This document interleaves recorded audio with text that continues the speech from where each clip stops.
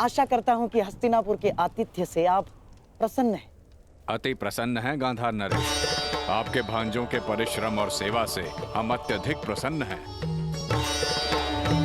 वरदान मांगो।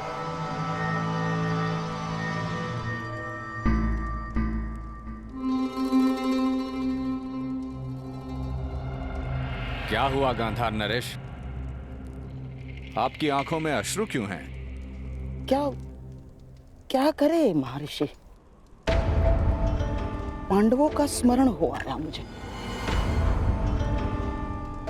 यदि यहां होते तो आपकी सेवा का सौभाग्य और महामुनि का आशीर्वाद प्राप्त कर सकते थे। परंतु महर्षि, आप यदि हमारे आतिथ्य से प्रसन्न हैं तो कृपया वन में जाकर मेरे पांडवों को भी आशीर्वाद देकर कृतार्थ करें।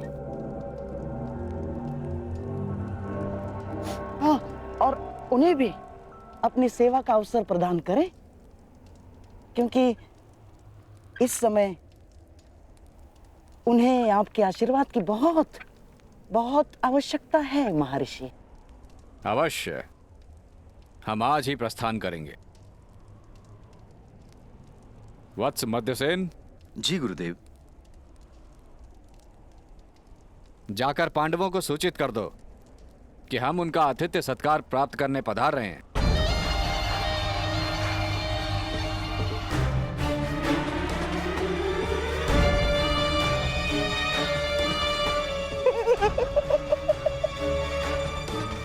भूखे ब्राह्मण के श्राप से अधिक विध्वंस कुछ नहीं होगा दुर्योधन। और विशेषकर तब जब ब्राह्मण दुर्वासा जैसा हो, जिनका क्रोश और श्राप दोनों उनके वश में नहीं होते। बेचारा अर्जुन पशुपतास्त्र पाने से पहले दुर्वासा मुनि का शापास्त्र पालेगा और उसमें भस्म हो जाएगा। अब तुम ही बताओ दुर्योधन, पांडव 10,000 शिष्यों के साथ दुर्वासा को भोजन कैसे कराएंगे?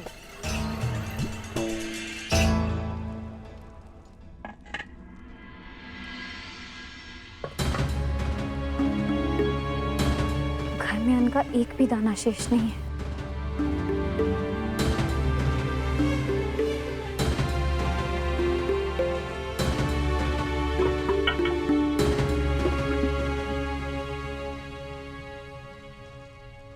प्रणाम।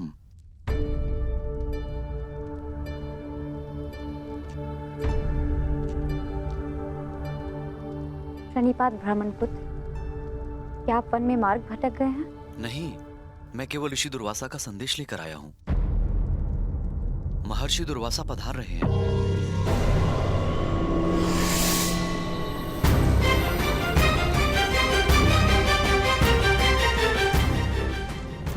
निवेदन है कि उनके और उनके 10,000 शिष्यों के सत्कार की व्यवस्था करें।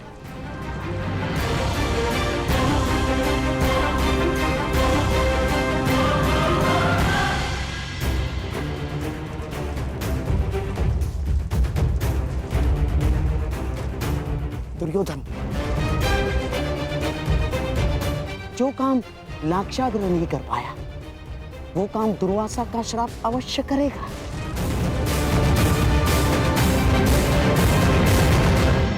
हे ईश्वर, घर में अन्न ही नहीं है, मैं कैसे उनका सत्कार कर पाऊंगी?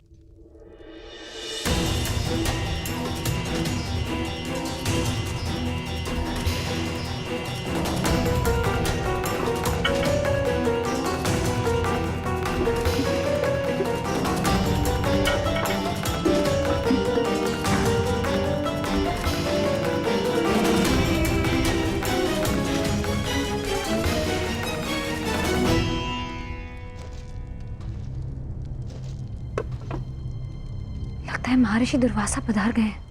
हे गोविंद, अब बस आप ही का सहारा है। रक्षा कीजिए गोविंद, सहायता कीजिए।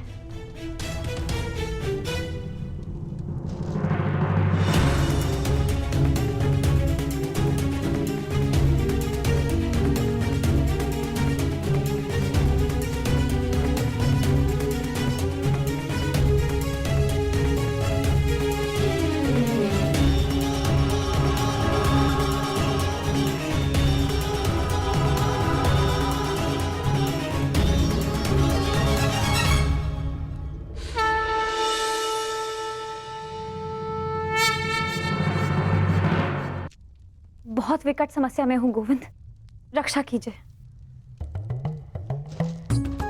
सखी, भूखे पेट मुझे कुछ नहीं सूझता। पहले मेरी शुद्धा पूर्ति की व्यवस्था करो, उसके पश्चात ही मैं तुम्हारी समस्या का समाधान कर पाऊंगा। परंतु सखा। सखी, मुझे भूख लगी है। अब जो कुछ भी घर में है ले आओ, उसके पश्चात बैठकर बात करेंगे। जाओ जाओ।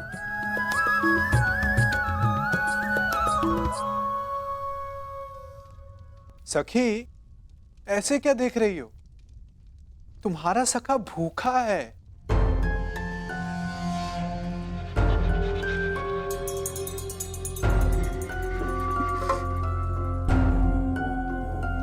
आपने तो समस्या और बढ़ा दी है सखा। घर में अन्न का एक भी दाना नहीं है। असत, तुम कब से इतनी कृपण हो गई सखी? अपने सखा से भोजन छिपा रही हो? हटो, मैं खुद ही देख लेता हूं।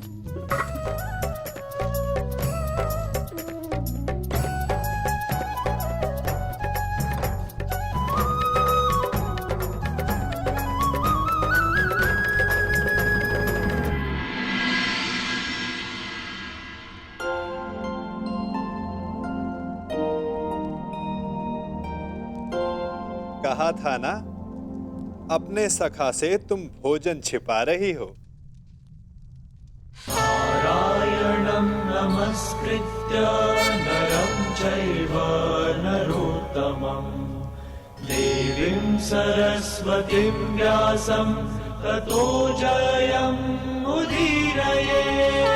नारायणं नमस्कृत्य नरं चैव नरोत्तमं देवीं सरस्वतीं व्यासं ततो जयम् उदीरयेत्।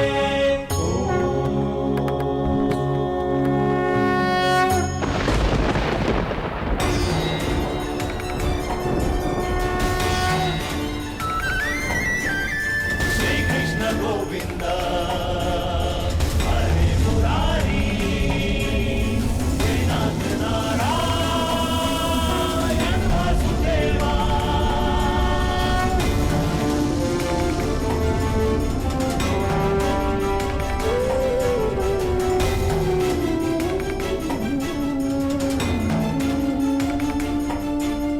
श्री कृष्ण गोविंद हरे मुरारी हे नाथ नारायण वासुदेवा। श्री कृष्ण गोविंद हरे मुरारी हे नाथ नारायण वासुदेवा।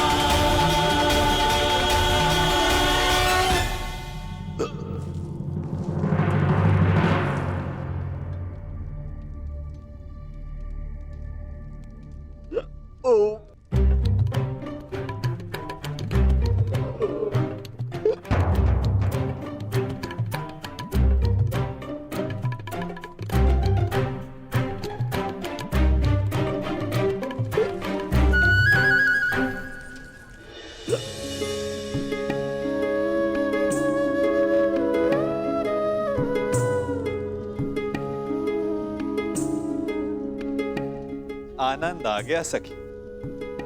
अब जाकर मेरी भूख शांत हुई। अच्छा, वो समस्या क्या थी? तनिक बताओ। सखा, वो महर्षि दुर्वास। कल्याण हो पांचाली।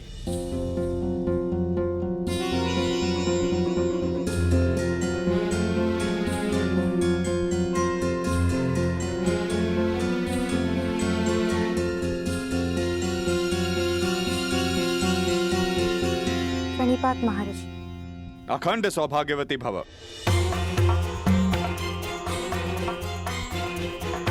वो महर्षि दुर्वासा, आपसे निवेदन है कि थोड़ा जल मिलेगा?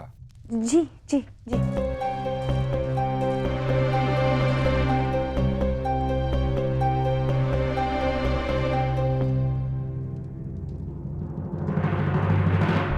महर्षि, वो आपके शिष्य ने संदेश दिया था कि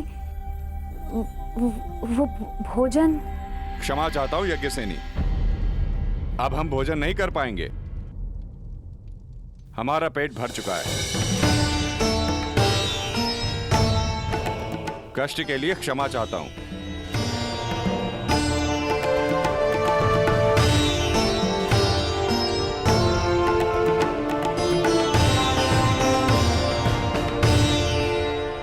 प्रणिपात ऋषिवर।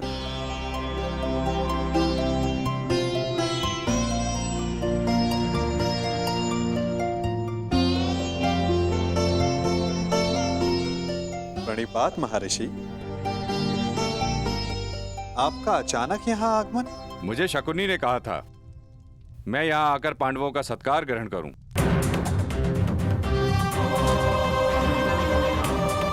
किसी भी साधु को किसी का भोजन और निमंत्रण बिना सोचे समझे स्वीकार नहीं करना चाहिए महर्षि। यदि आपने जान लिया होता तो कदाचित आप हस्तिनापुर का आतिथ्य ग्रहण नहीं करते।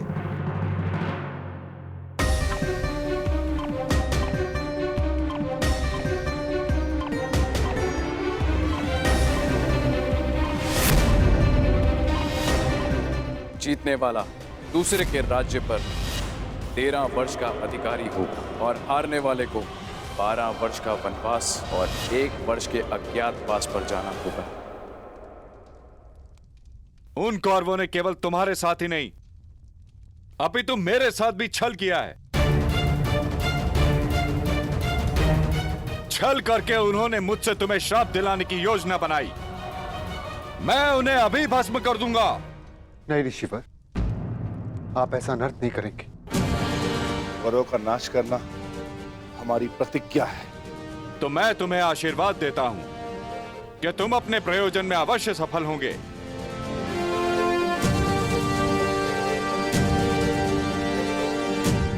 और यदि उन मूर्ख कौरवों ने तुमसे युद्ध किया तो उनका समूल विनाश हो जाएगा।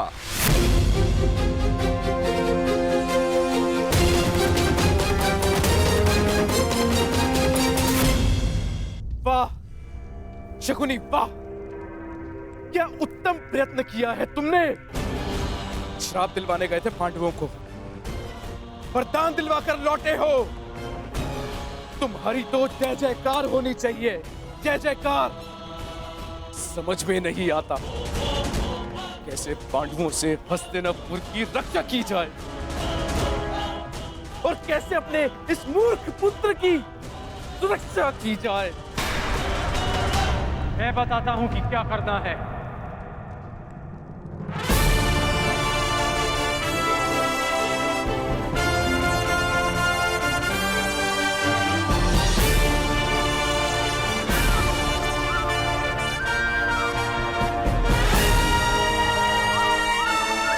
वही करना है जो गांधार राज युवराज को कभी नहीं करने देना चाहते हैं।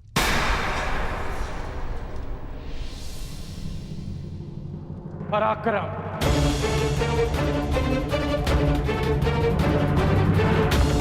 यदि अर्जुन अपनी शक्ति बढ़ा रहा है तो हस्तिनापुर को भी अपना बल बढ़ाना चाहिए। परंतु कैसे बढ़ाओगे बल अंगराज?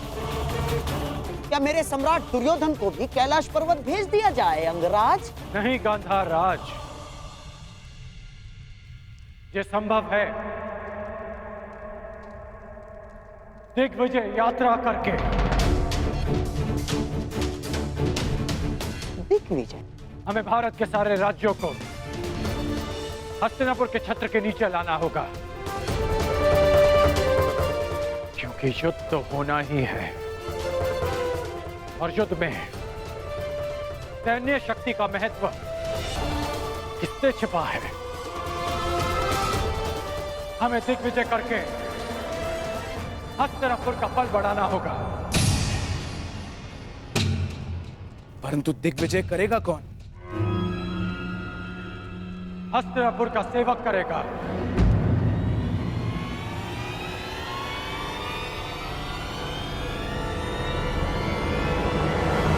मैं करूंगा दिग्विजय यात्रा। यदि अर्जुन तपस्या से शक्ति प्राप्त करेगा तो मैं अपने पराक्रम से हस्तिनापुर का बल बढ़ाऊंगा।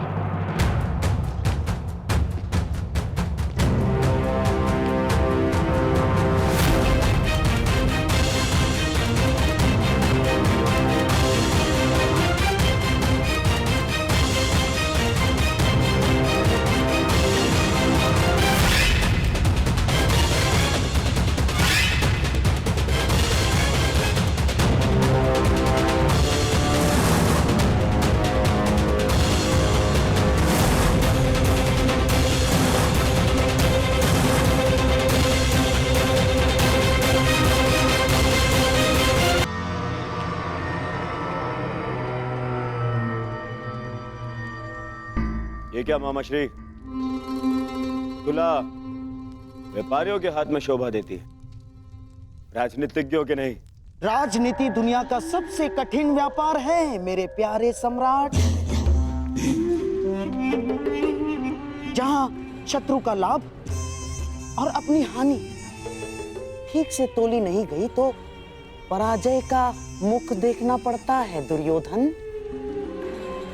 जैसे जैसे ये तुला, जिसकी एक ओर 100 कौरव और दूसरी ओर 5 पांडव। परंतु अभी तक इस तुला का संतुलन बना हुआ है दुर्योधन।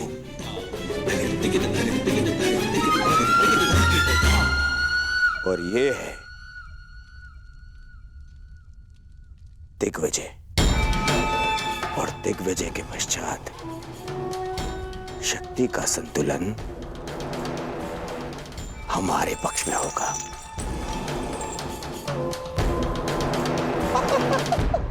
तुम नहीं समझोगे मेरे प्यारे सम्राट। राजनीति तुम्हारे बस का व्यापार नहीं न।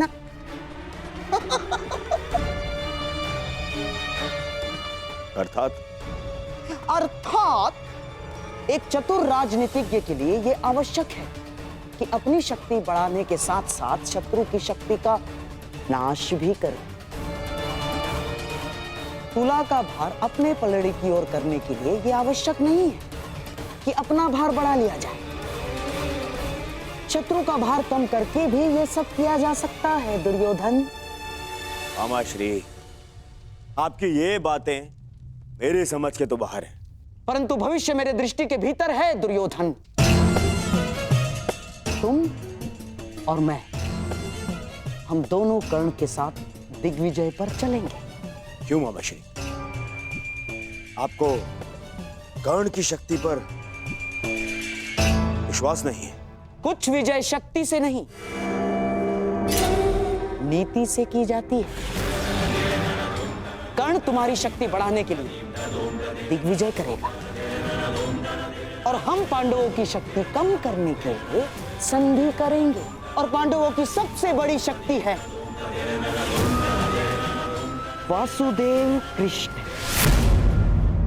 और हमारा लक्ष्य है या तो वासुदेव कृष्ण हमारे पलड़े में आ जाए या तो पांडवों के पलड़े से हट जाए।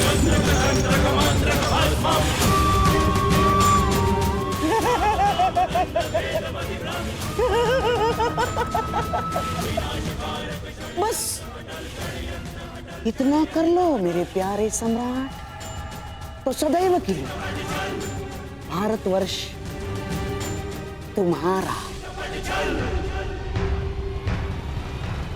वासुदेव